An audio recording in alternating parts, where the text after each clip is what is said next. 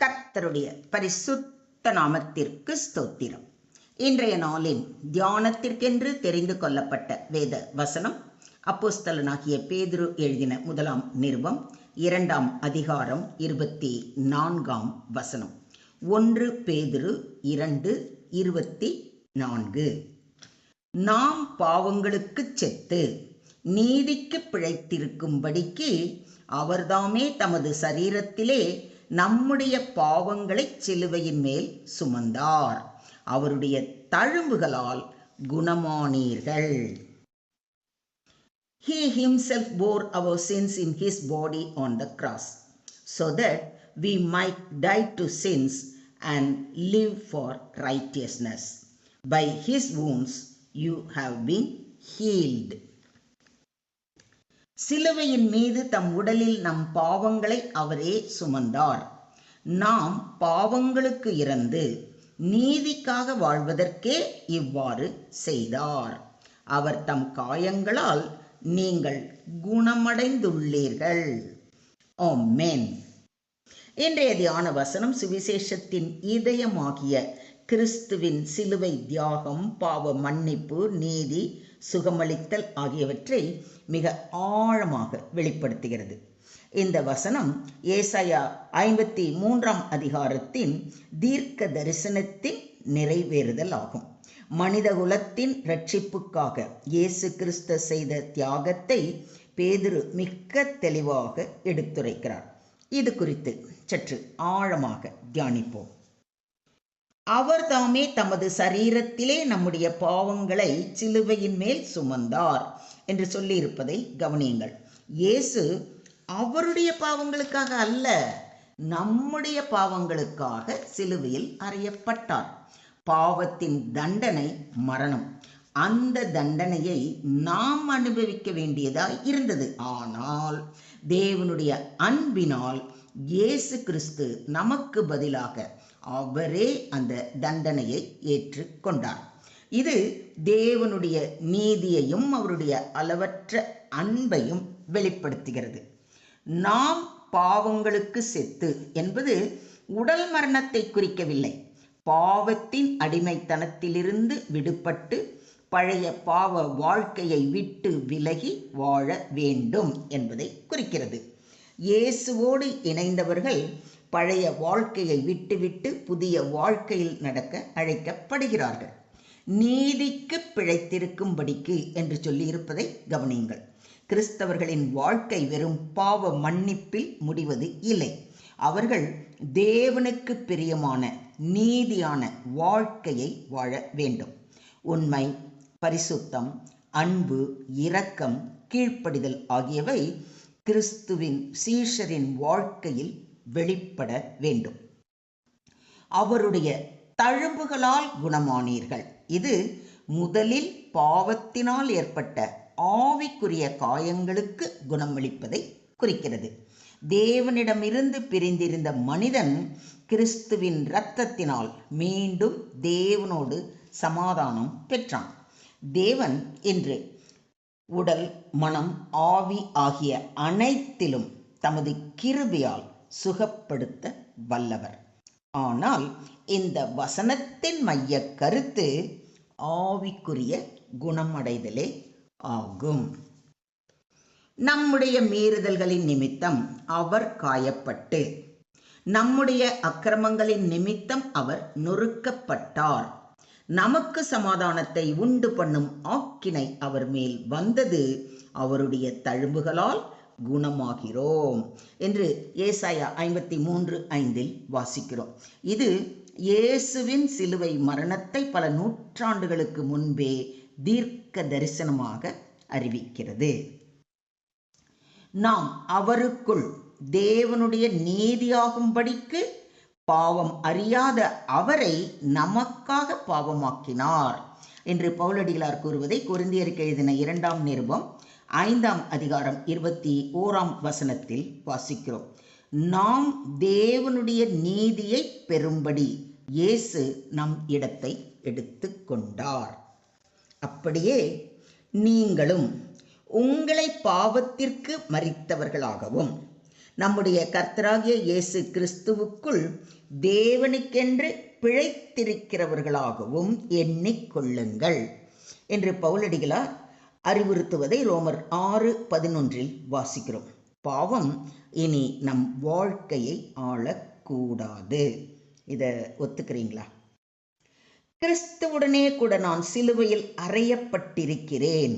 ஆகவே இப்பொழுது வாழ்வது நான் அல்ல, கிறிஸ்துவே எனக்குள் வாழ்கிறார் என்று பவுலடிகளார் சொல்வது போல நாமும் சொல்வோமா? பழைய மனிதன் முடிவுற்றான், இப்பொழுது கிறிஸ்துவே நம்மில் வாழ்கிறார் என்ற உறுதி நம்மிடத்தில் இருக்கிறதா? சிந்தியுங்கள், செயல்படுங்கள். கிறிஸ்துவும் அநேகருடைய பாவங்களை சுமந்து தீர்க்கும்படிக்கு ஒரே தரம் பலியிடப்பட்டு தமக்காக காத்து கொண்டிருக்கிறவர்களுக்கு ரட்சிப்பை அருளும்படி இரண்டாம் தரம் பாவமில்லாமல் தரிசனம் ஆவார் என்று எபிரேயர் 9:28 வாசிக்கிறோம். அவர் நமக்காக, நம்முடைய பாவங்களுக்காக ஒரே தரம் பலியிடப்பட்டார். அவருக்காக காத்திருக்கிறவர்களுக்கு ரட்சிப்பை அருள வேண்டி மீண்டும் வரப்போகிறார். அவர் வருகைக்கு நாம் ஆயத்தமாக இருக்கிறோமா? இதையும் கொஞ்சம் சிந்தித்து பாருங்கள். மொத்தத்தில் இன்றைய தியான வசனம் மூலம் நாம் கற்றுக்கொள்ளும் பாடம், இயேசு நம்முடைய பாவத்தின் பாரத்தை சுமந்தார். நாம் செலுத்த முடியாத கடனை அவர் செலுத்தினார். இது கிருபையின் உச்சம். பாவ உணர்வோடு மன்னிப்பு வேண்டி அவரிடம் வருகிறவர்களை அவர் நிராகரிப்பது இல்லை.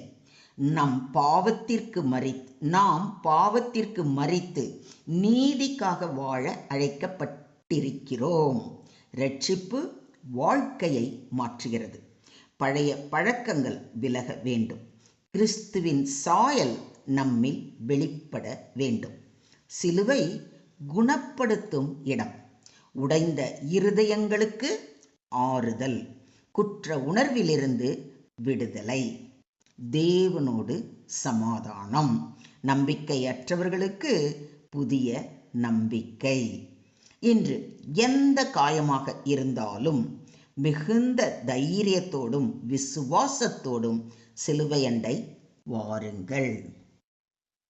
சுருக்கமாக சொல்வதானால், இயேசு சிலுவையில் நம்முடைய பாவத்தை சுமந்ததன் நோக்கம் நாம் பாவத்தில் தொடர்வதற்காக அல்ல, பரிசுத்தமும் நீதியும் உள்ள புதிய வாழ்க்கையில் நடப்பதற்காக.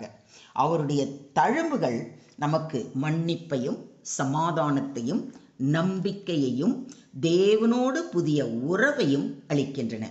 ஆகவே பாவத்தை சாதாரணமாக எண்ணாதீர்கள்.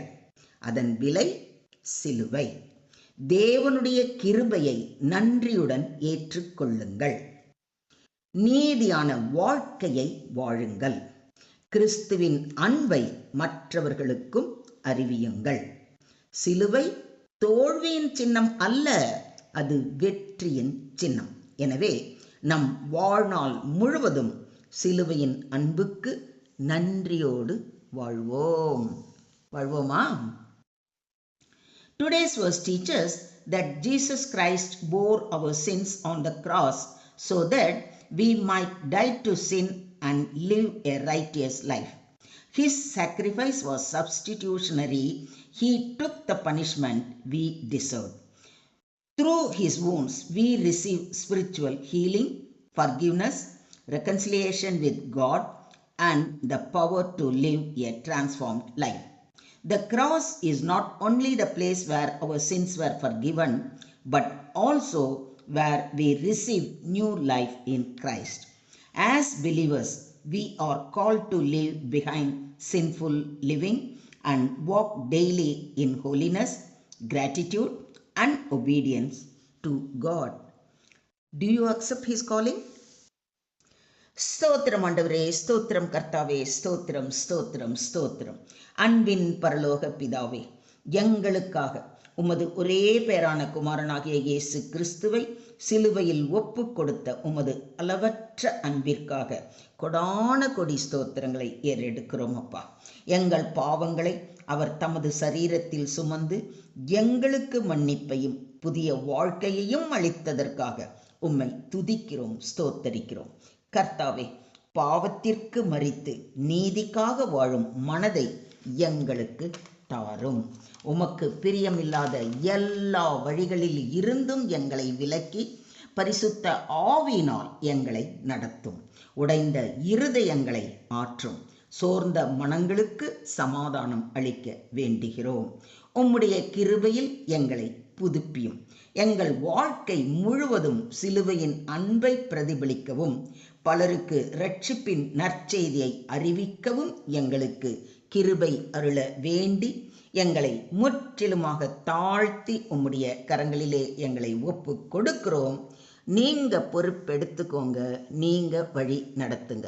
சகல துதி கன மகிமை யாவையும் ஒருவருக்கே செலுத்துகிறோம். மீட்பர் இயேசுவின் மூலம் ஜெபம் கேளும் எங்கள் ஜீவனுள்ள தகப்பனே, ஆமென்.